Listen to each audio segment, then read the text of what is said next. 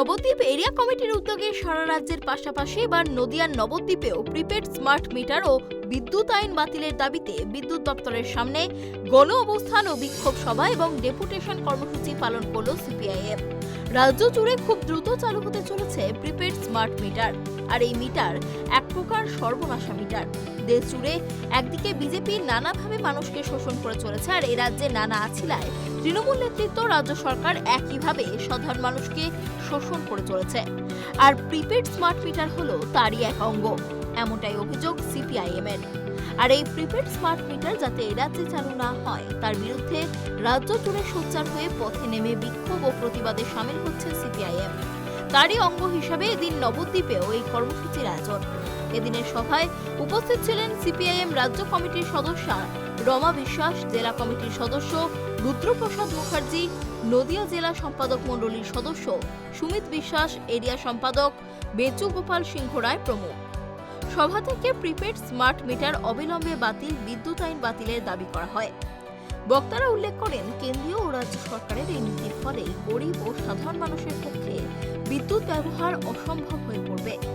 এর ফলে বিদ্যুৎ ক্ষেত্রে স্থায়ী ও অস্থায়ী কর্মী সংকট যেমন ঘটবে, তার সাথে বিদ্যুৎ ক্ষেত্র সম্পূর্ণরূপে কর্পোরেট সেক্টরের হাতে চলে যাবে।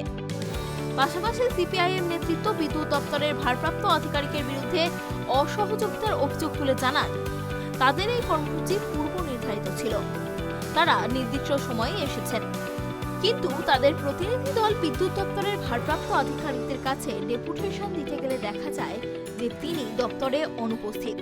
তারা আরও জানিয়েছেন, আমরা সাধারণ মানুষের দাবি ওনাকে জানাতে গিয়েছিলাম, আর এটা পূর্ব নির্ধারিত সূচি ছিল। হতেই পারে ওনার কাজ আছে, কিন্তু সেটা আমাদের জানাতে পারতেন, কিন্তু তিনি সেটা করেননি।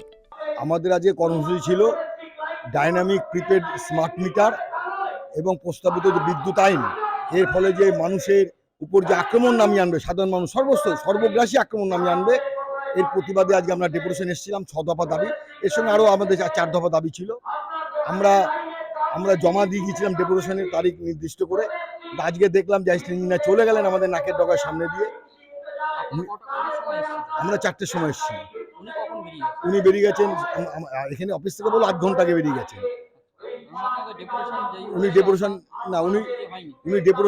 আমরা ডেপুটেশন জমা দিয়েছি যে উনি ডেপুটেশন আমাদের গ্রহণ করেননি। মানুষের জ্বলন্ত দাবি দেওয়া নেই যে ডেপুটেশন, এটা এমার্জেন্সি বিভাগ যেতেই পারেন, ওনার কাজ থাকতে পারে, আলাদা ব্যাপার, কিন্তু তার থেকে বড় ব্যাপার যে মানুষের যন্ত্রণা, মানুষ যে আক্রান্ত হচ্ছে চরমভাবে। প্রিপেড স্মার্ট মিটার নিলে মানুষ যেভাবে বিদ্যুতের মানুষের ক্ষতিগ্রস্ত হবে, এটাকে উনি গুরুত্ব দিলেন না, উনি বেমালুম চলে গেলেন।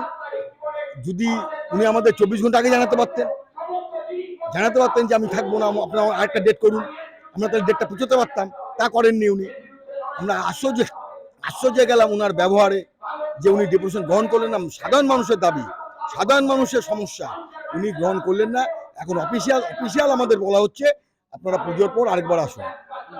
পরে সিপিআইএম এর প্রতিনিধিরা এক আধিকারিকের হাতে 6 দফা দাবির স্মারকপত্র তুলে দেন।